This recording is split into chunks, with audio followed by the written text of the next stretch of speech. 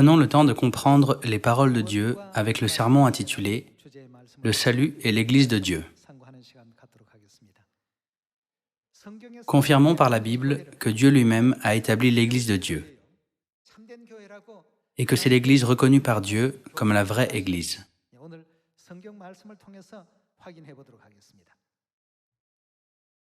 Voyons la première épître aux Corinthiens, chapitre 11, verset 20.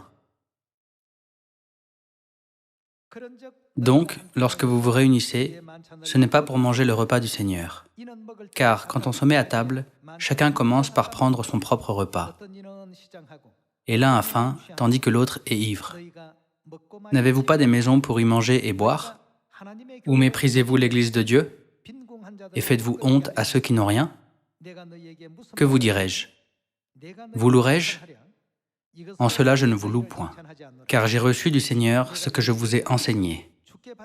C'est que le Seigneur Jésus, dans la nuit où il fut livré, prit du pain, et, après avoir rendu grâce, le rompit et dit, « Ceci est mon corps, qui est rompu pour vous. Faites ceci en mémoire de moi. » De même, après avoir soupé, il prit la coupe et dit, « Cette coupe est la nouvelle alliance en mon sang.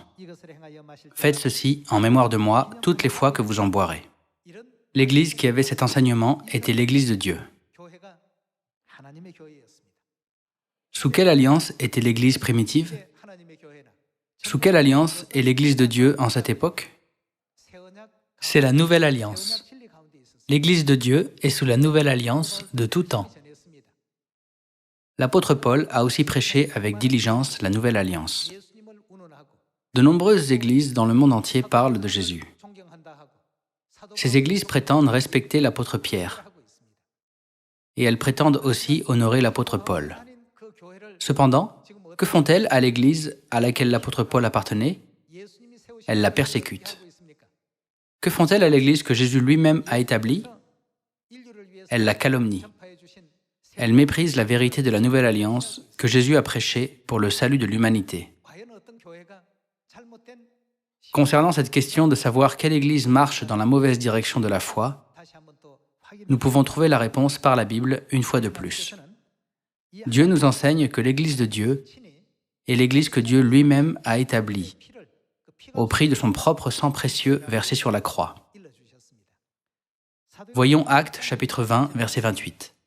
Il est écrit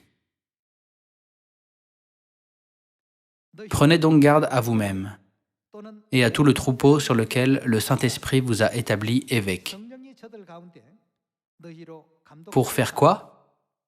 Pour paître l'Église de Dieu, qu'il s'est acquise par son propre sang. Paître, dans ce verset, signifie prendre soin. Continuons dans le verset 29.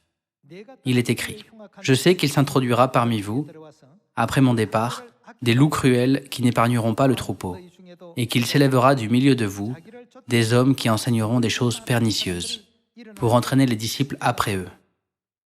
Veillez donc, vous souvenant que, durant 3 années, je n'ai cessé nuit et jour d'exhorter avec larmes chacun de vous. »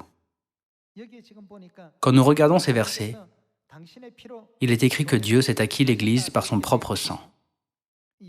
Le nom de cette Église est écrit comme l'Église de Dieu. L'Église établie avec le sang de Dieu dans Actes chapitre 20 n'est autre que l'Église de Dieu.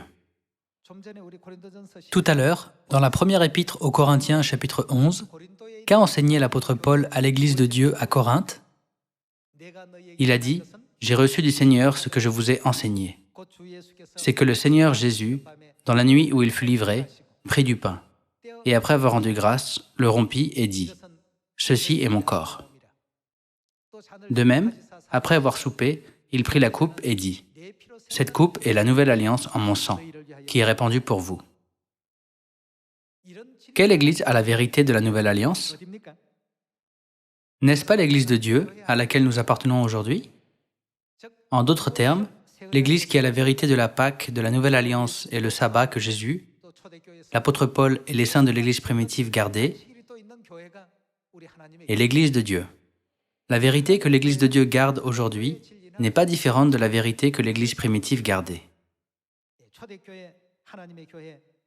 L'Église primitive, l'Église que Jésus lui-même a établie et à laquelle l'apôtre Pierre, l'apôtre Jean, l'apôtre Paul, les saints de l'Église primitive et tout le peuple de Dieu écrit dans le Nouveau Testament appartenait, n'est autre que l'Église de Dieu.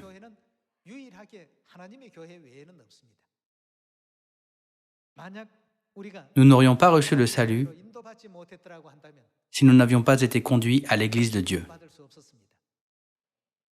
Personne ne peut apprendre le moyen de recevoir le pardon des péchés, le chemin du salut et le chemin du royaume des cieux, sans aller à l'Église établie par Jésus lui-même et à laquelle les apôtres Pierre, Jean et Paul appartenaient. Je rends grâce à Père Céleste et à Mère Céleste de nous avoir conduits à l'Église de Dieu. En espérant que vous avez tous reçu beaucoup de grâce, j'aimerais conclure ce sermon. Merci beaucoup.